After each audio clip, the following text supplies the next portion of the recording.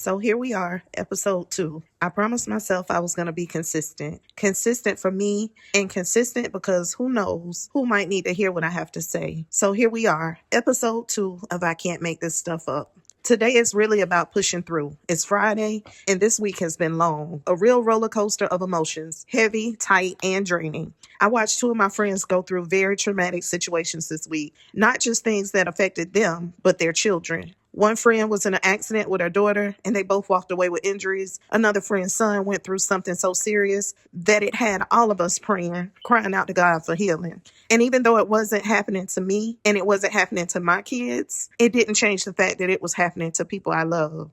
Watching that took me back. It reminded me of the moment I had to cry out to God for my own child. My first set of twins were born at 28 weeks. I had preeclampsia and went to the emergency room just because I didn't feel right. Wasn't feeling good. Next thing I knew, I was admitted. I was told if my levels didn't come down by morning, I would have to deliver. And that's exactly what happened. I remember seeing the doctors walk in scrubs, and I knew then it was time. My son and daughter were born weighing just over 2 pounds and were immediately admitted into the NICU after they were born. Day 3 after delivery was supposed to be the day I went home. Instead, my blood pressure spiked and they kept me overnight. And now I know that pressure wasn't random now.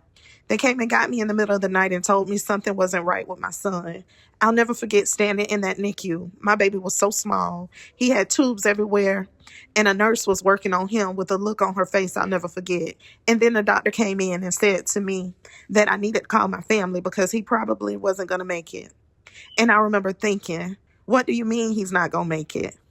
Something rose up in me that night that I didn't even know existed. I called my family, my mom, my grandma, my sister, my best friends, and then I started walking that floor. I prayed like I had never prayed before. I didn't care who heard me. I didn't care who was listening. I cried out to God and said, Lord, I know you're not an Indian giver. I know you didn't give me this child just to take him back like this. That night was one of the longest nights of my life. And during that season, the scripture stayed with me. Weeping may endure for a night, but joy comes in the morning. That's Psalms 35. That night felt endless, but morning did come. My son made it through the night, and day by day he got stronger. I got stronger. My baby stayed in the NICU for 61 days. That was the moment I learned to pray for real. So this week when my friend's son was fighting, I already knew what to do. I stood on what I knew. God has no respect of persons. If he did it for my son, I knew he'd do it again. And he did just that. Right before our very eyes. Her son is on the road to recovery, and I'm so grateful. This week just wasn't heavy because of other people's pain.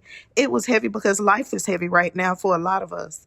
Kids are in the last week of school before Christmas. They have activities, their deadlines, their expectations. Parents are exhausted. People are worried about real life, food, rent, mortgage, gas, lights, keeping a car on the road, taking care of kids. Some of us are struggling mentally, and nobody even knows it because we still show up. We solve one problem, and before we can even enjoy the win, here comes the next thing. If you feel like it's always something, you're not alone. Life will hit you from every angle sometimes. Kids acting up, but guess what? You still got to push through. Relationships testing your patience, push through. Financial pressure, push through. People misunderstanding you, still push through. That doesn't mean ignore your feelings. It means not letting them stop you. This episode wasn't about having it all together. It was just about pushing through because it really does get greater later. This is episode 2 of I Can't Make This Stuff Up. And if it spoke to you, you're not alone. Listen, I'll see you the next time.